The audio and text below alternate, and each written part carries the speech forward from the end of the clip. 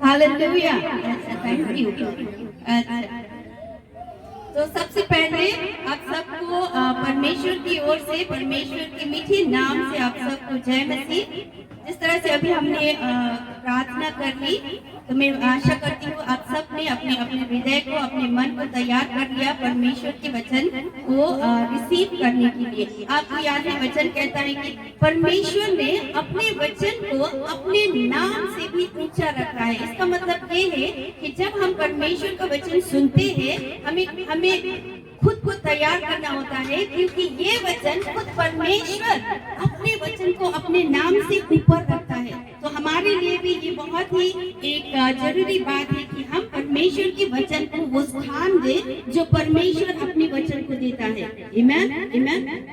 आज का वचन सबसे पहले चलिए पढ़ते हैं हम आइज़ाया चैप्टर 43 वर्स 18 और 19। जी, आइज़ाया चैप्टर 43 18 और 19।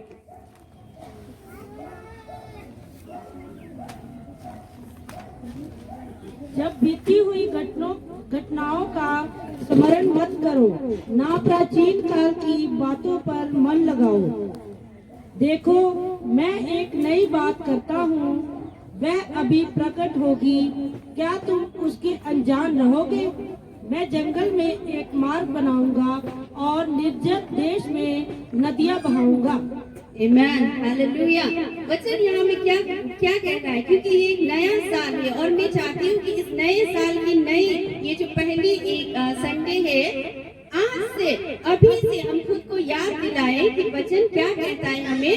पुराने साल में हमने क्या किया, पिछले साल हमने क्या किया। शायद हम में से कोई बीमार था, शायद हम में से कोई शारीरिक में हम कमजोर थे, या आत्मिक में कमजोर थे, आत्मिक जीवन में कमजोर थे, या ऐसा भी है कि आत्मिक जीवन में हम बहुत स्ट्रॉन्ग थे, पहले बहुत ही ताकतवर थे, हमने बहुत कुछ किया परमेश्वर के लिए। लेकिन परमेश्वर का वचन कहता है जो बीत गया सो बीत गया, तुम उसे याद मत करो। मैं अगर इंग्लिश में पढ़ूं तो कहता है कि remember not the former things, जो बीत गया, जो कल था, आप उसमें मत रहो। हालेलुया। अगर पिछले जो पुराने साल में आप बहुत कमजोर थे परमेश्वर में, तो आप उसी में टिके मत रहो। आज देखो आप आज कहाँ हो। आमीन। क्योंकि वचन हमसे कहता है कि जो बीत गया उसे तुम याद मत करो। फिर से पढ़िए फर्स्ट लाइन, रिमेम्बर। अब बीती हुई घटनाओं का स्मरण मत करो, ना प्राचीन काल की बातों पर पिछले साल, गए हुए साल मैंने क्या किया, मैंने वो पाप किया, मैंने परमेश्वर को मैंने दुख पहुंचाया, उसे याद मत करो। इस नए साल में परमेश्वर नया करने वाला है। आमीन। और पढ़िए सिस्टर। देखो, मैं एक नई बात करता हूँ, परमेश्वर कहता है मैं नई बात करता हूँ। आप कहाँ हो? आप पुराने दिनों में हो। आप पुराने दिन में मत रहो, क्योंकि हमारा परमेश्वर नई चीजों को करने वाला परमेश्वर है। हालेलुया। और पढ़िए, वह अभी प्रकट होगी, They will spring forth, वो होने वाली है। आज के दिन अभी से होने वाली है। अगर आप और मैं तैयार हैं, तो परमेश्वर का उपस्थिति, परमेश्वर की महिमा हमारे बीच होगी। और सिस्टर, क्या तुम उससे अनजान रहोगे? मैं जंगल में एक मार्ग बनाऊंगा और निर्जल देश में नदियां बहाऊंगा। आमीन। ये है हमारा परमेश्वर। अगर आपके जीवन में कुछ दुख है, तकलीफ है, या आप किसी समस्या से गुजर रहे हैं, आज के ये दिन परमेश्वर का वचन हमसे कहता है कि मैं तुम्हारे जीवन में वो जो रिवर है, वो जो नदियां है, उसे बहाने वाला हूँ, अगर आप और हम तैयार हो। आमीन, हालेलुया। और दूसरे वचन हम पढ़ेंगे हबक्कुक चैप्टर 1 वर्स 5।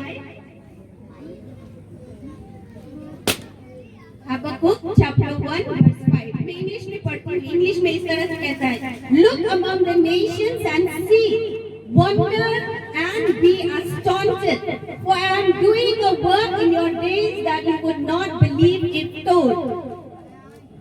जाति जाति की और चित्त लगाकर देखो और बहुत सी चकित हो, क्योंकि मैं तुम्हारे ही दिनों में ऐसा काम करने पर हूँ कि जब वह तुमको बताया जाए तो तुम उस पर विश्वास ना करोगे।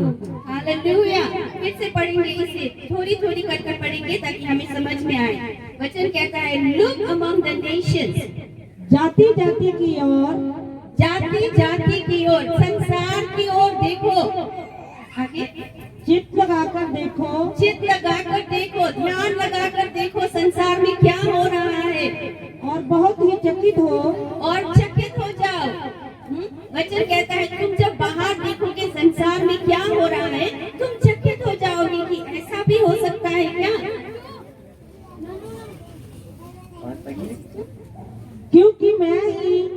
क्योंकि मैं तुम्हारे ही दिनों में ऐसा काम करने पर हूँ कि जब वह तुमको बताया जाए तो तुम उस पर विश्वास ना करोगे। क्योंकि वचन कहता है कि मैं तुम्हारे दिनों में ही, आज के दिनों में, वचन कहता है I am doing a work in your days, आज के दिनों में, यानी आज के दिन परमेश्वर कुछ ऐसा करने वाला है कि अगर परमेश्वर हमें फिर से मतलब पहले से अगर बता देता तो शायद हम कभी भी इस पर विश्वास नहीं कर पाते। मैं आपको एक टेस्टिमनी देती हूँ, अगर 8 साल पहले अगर परमेश्वर कहते कि लक्ष्मी तू एक दिन पंजाब जाके इस तरह से परमेश्वर का वचन देगी, तो मैं शायद परमेश्वर को कहती हूँ आप शायद गलत बोल रहे हो, मैं तो कभी नहीं जाना पंजाब, मैं कभी जाके यहाँ में आके इस तरह से वचन बांटने की मैं लायक ही नहीं हूँ। लेकिन उसी तरह से यहाँ ये वचन हमें कहता है कि अगर मैं तुम्हें पहले से बता दूं कि मैं क्या करने वाला हूँ, तुम खुद विश्वास नहीं करोगे। यानी कि आज अगर परमेश्वर का वचन हमसे कहता है कि मैं तुम्हारे जीवन में कुछ ऐसा करने वाला हूँ कि अगर मैं बता दूं तुम विश्वास नहीं करोगे, आप और हमें क्या करना है, हमें कहना है आमेन। बोलिए आमेन, आमेन। क्योंकि जो परमेश्वर करता है वो हमारी सोच के, हमारी समझ से बाहर है। Hallelujah, hallelujah. जो परमेश्वर आज आपके जीवन में, मेरे जीवन में, हम सबके जीवन में करना चाहता है, वो आप नहीं समझ पाएंगे, वो मैं भी नहीं समझ पाऊंगी, कोई भी उसे पहले से बता नहीं सकता, लेकिन सिर्फ हमारा परमेश्वर है जो हमारे लिए कर सकता है। हालेलुया। और एक वचन पढ़ेंगे यहाँ पर, चलिए पढ़ते हैं ज़ेफनाया चैप्टर 3 वर्स 17।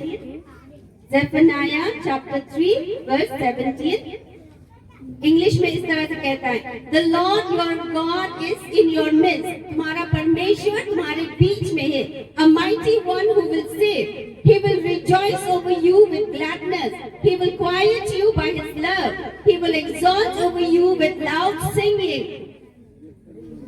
तेरा परमेश्वर यहोवा तेरे बीच में है, तेरा परमेश्वर यहोवा तेरे बीच में है। आज इस सुबह यहाँ पर परमेश्वर हमारे बीच में है, वचन कहता है। क्या आप विश्वास करते हैं?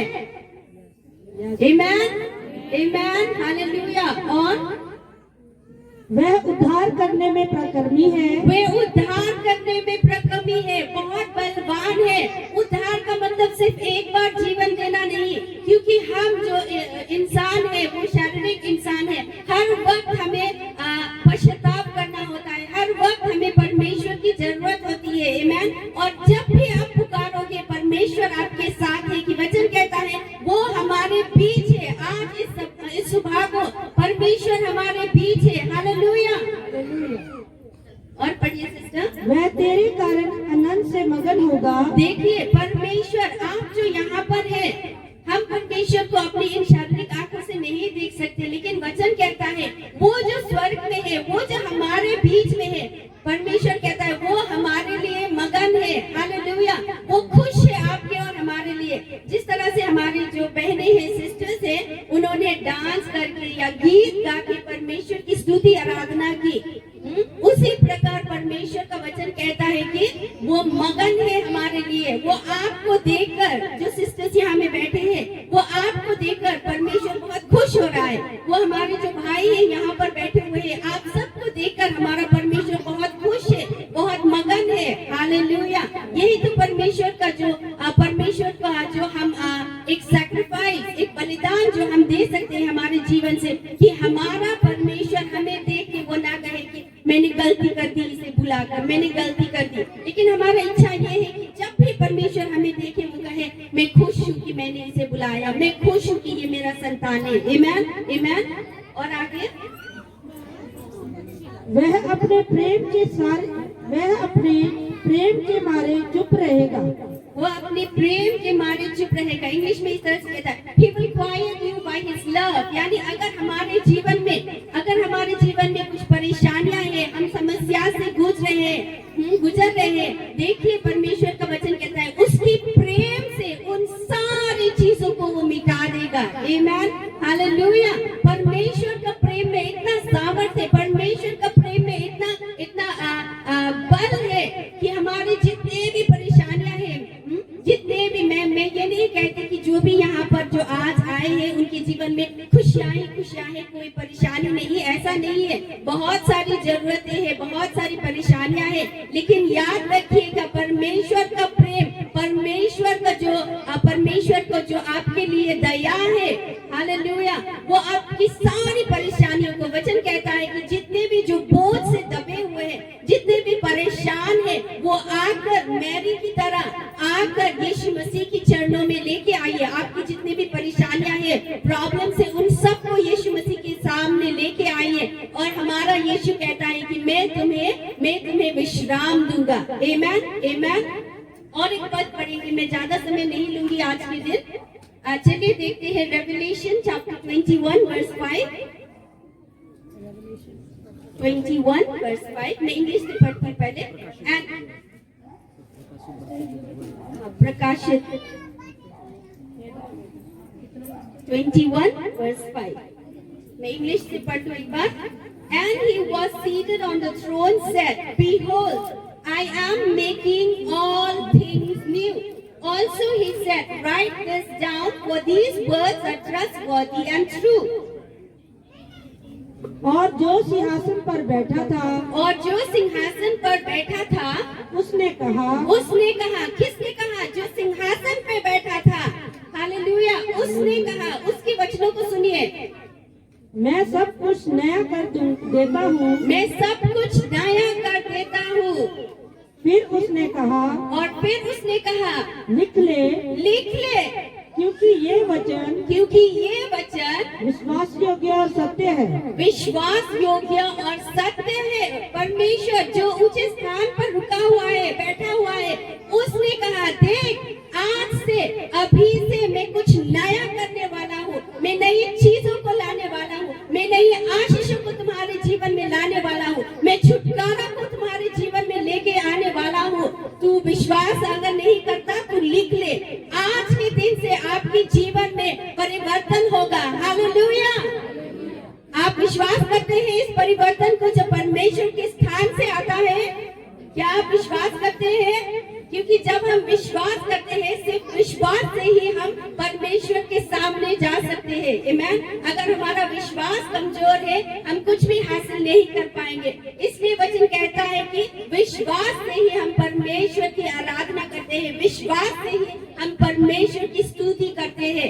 आमेन, आमेन। और एक वचन देखेंगे, जिस तरह से हमने देखा कि वचन कहता है कि मैं नई चीजों को करने वाला हूँ आज के दिन से, अभी से। और वचन कहता है कि तुम तैयार हो, क्या तुम विश्वास करते हो? इस समय परमेश्वर की तरफ से तो हो गया। परमेश्वर ने कहा कि मैं कुछ करने वाला हूँ। देखो एक एग्जाम्पल, अगर मैं कहूँ कि नोनो मैं आपको कुछ देने वाला हूँ, अगर नोनो यहाँ वहाँ भागती रहेगी, सोचो कि मेरे पास कुछ है उन्हें देने के लिए, कुछ बॉल है या कुछ है, मैं देना चाहती हूँ उन्हें, लेकिन वो भागते रहती है, तो मैं कैसे दूँ? मैं नहीं दे सकती, क्योंकि यहाँ वहाँ वो भाग रही है। हालेलुया।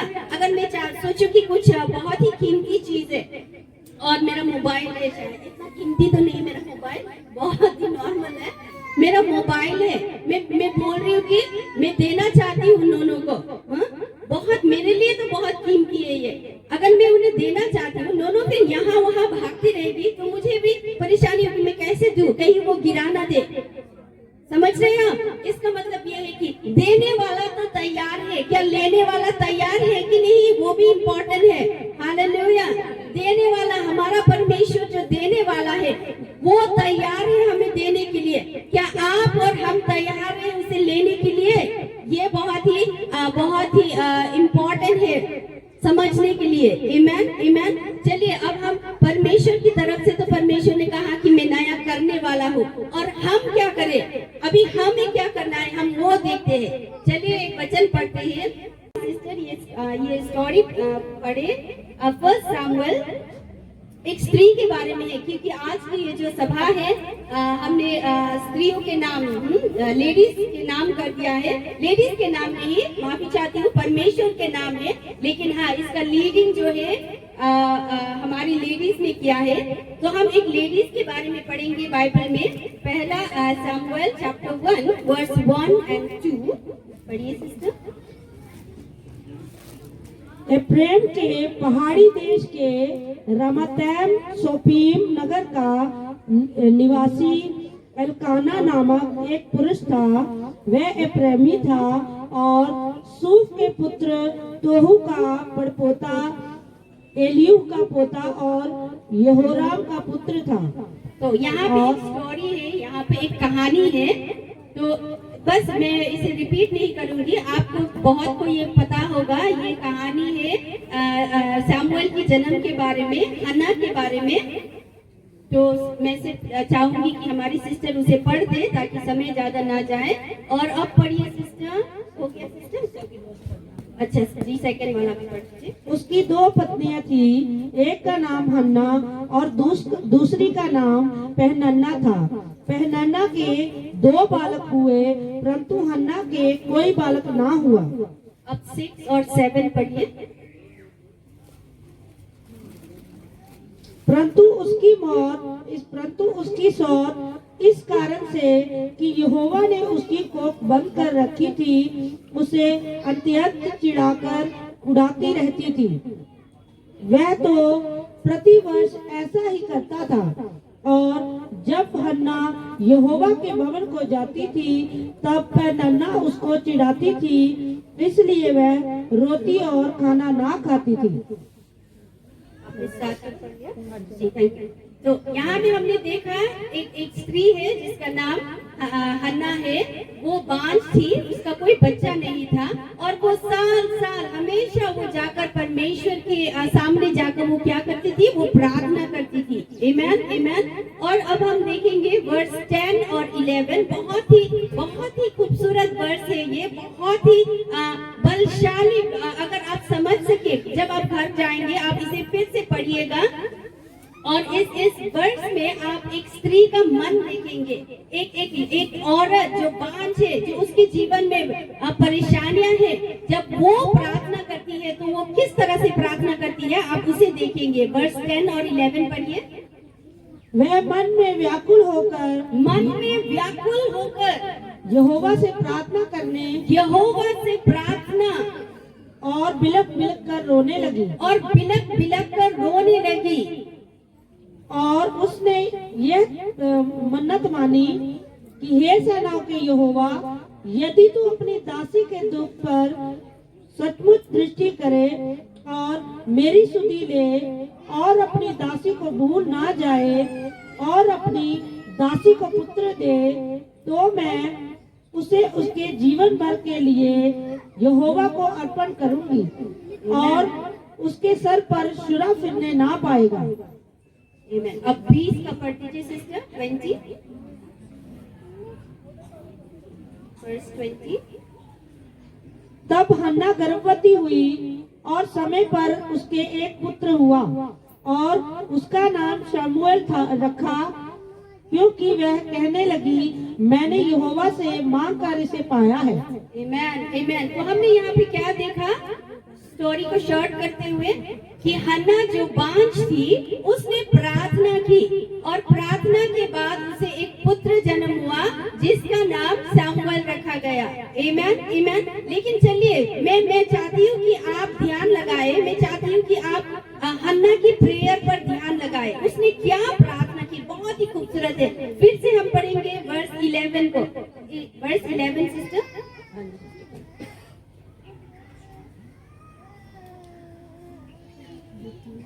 और उसने ये मन्नत मानी, हे सेना के यहोवा, यदि तू अपनी दासी के दुख पर सचमुच दृष्टि करे और मेरी सुधि ले और अपनी दासी को भूल ना जाए और अपनी दासी को पुत्र दे, तो मैं उसे उसके जीवन भर के लिए यहोवा को अर्पण करूंगी और उसके सिर पर शुरा ना फिरने पाएगा। Amen, amen. एक जो लाइन है जो उसने कहा परमेश्वर से कि कहा सचमुच, मैं थोड़ी यहाँ में पढ़ती हूँ, और उसने ये मन्नत मांगी कि हे सेनाओं के यहोवा, यदि तू अपनी दासी के दुख पर सचमुच दृष्टि करे। परमेश्वर, ऐसा नहीं है कि परमेश्वर नहीं जानता आपको और मुझे नहीं जानता, वो हमारी परेशानी और हमारे जीवन में क्या हो रहा है वो नहीं जानता, ऐसा नहीं है। लेकिन हन्ना को भी पता था कि परमेश्वर जानता है उसके बारे में, फिर भी हन्ना ने क्या कहा? हन्ना ने कहा कि एक बार तू फिर से दृष्टि कर ले, गौर से देख ले प्रभु मुझे। उसने क्या कहा कि सचमुच दृष्टि कर और मेरी क्या कहते इसे, सुधि ले, मेरी सुधि ले और अपनी दासी को भूल ना जा। हालेलुया, अपनी दासी को भूल ना जा। क्या आपको लगता है कि हन्ना सोचती है कि परमेश्वर ने उसे भूल चुके परमेश्वर उसे? नहीं, लेकिन हन्ना ने क्या प्रार्थना की पता है? उन्होंने कहा कि मैं चाहती हूँ कि परमेश्वर आप मुझ पर कॉन्सेंट्रेट करो। हालेलुया, आप बहुत सारी स्त्री है यहाँ पर उस मंदिर में वो जो प्रार्थना करने के लिए गए थे, बहुत सारे लोगों ने प्रार्थना की, लेकिन उन सब के बीच में हन्ना ने क्या कहा पता है? हन्ना ने कहा कि परमेश्वर मैं चाहती हूँ कि आप आज के दिन आपकी जो दृष्टि है, आप जो देख रहे हो, प्लीज आप मुझे देखो आज के दिन। आमीन, आमीन। उसने क्या कहा कि भूल मत जाना। आमीन। मैं फिर से पढ़ूंगी यहाँ पे क्या कहता है कि सचमुच दृष्टि करे और मेरी सुधि ले और अपनी दासी को भूल न जा, अपनी दासी को भूल न जा। मैंने जब इस वर्ष को पढ़ा, मैंने कहा कि सचमुच हन्ना ने मुझे एक बहुत ही अच्छी चीज सिखाई है कि जब मैं परमेश्वर के सामने जाऊं, क्योंकि मैं जानती हूँ बहुत सारे लोग हैं जो परमेश्वर के सामने जाते हैं, लेकिन मैं चाहती हूँ कि जब मैं परमेश्वर के सामने जाऊं, परमेश्वर मुझे भी देखे। हालेलुया। आपको याद है वो स्त्री जो जब यीशु मसीह वो शायद गलील की वहां से जा रहे थे, तो एक स्त्री थी, बहुत सारे लोग यीशु मसीह के पीछे पीछे जा रहे थे, लेकिन एक स्त्री थी जो 12 साल उसे वो बीमार थी 12 सालों के लिए। उन सारे लोगों के बीच में, बहुत सारे लोगों के बीच में वो स्त्री जो बहुत ही दुर्बल थी, उसने क्या किया? उसने कहा कि एक बार में अगर यीशु की जो वस्त्र है, जो हेम होते हैं, अगर एक बार मैं उसे छू लूं, मुझे चंगाई मिल जाएगी। इतना विश्वास था। आमीन, आमीन। और आज हन्ना कह रही है कि एक बार अगर तू मुझ पर दृष्टि कर ले, एक बार जब तू मुझे देख ले, तो मैं जानती हूँ मेरा जीवन बदल जाएगा। क्या आप नहीं चाहते कि आपका जीवन बदल जाए? हालेलुया। क्या आप नहीं चाहते कि आपका जीवन बदल जाए? आज ये जो न्यू ईयर का जो पहला संडे है, आज का जो ये दिन है, कि आप इसे मतलब आप मेक यूज नहीं करना चाहेंगे कि परमेश्वर आज हमसे हमारे परमेश्वर का जो दृष्टि है, परमेश्वर का जो आंखें है, वो सिर्फ आप पर ही टिकी रहे। आमीन, आमीन। मैं तो चाहती हूँ, और मैं चाहती हूँ कि हम प्रार्थना करें कि परमेश्वर आके मुझे देख। आज यहाँ पर मैं यहाँ पे खड़ी हूँ, सिर्फ लोगों को दिखाने के लिए नहीं, सिर्फ एंटरटेनमेंट के लिए नहीं, सिर्फ यहाँ मौज मस्ती करना या गीत गाना, सिर्फ उसके लिए नहीं। मैं यहाँ पे मौजूद हूँ इसलिए कि मैं जानती हूँ कि एक बार अगर आप मुझे देख ले, तो मुझे कोई जरूरत नहीं, किसी और की कोई जरूरत नहीं। आमीन, आमीन। हन्ना ने कहा कि परमेश्वर तो मुझे भूल मत जाना।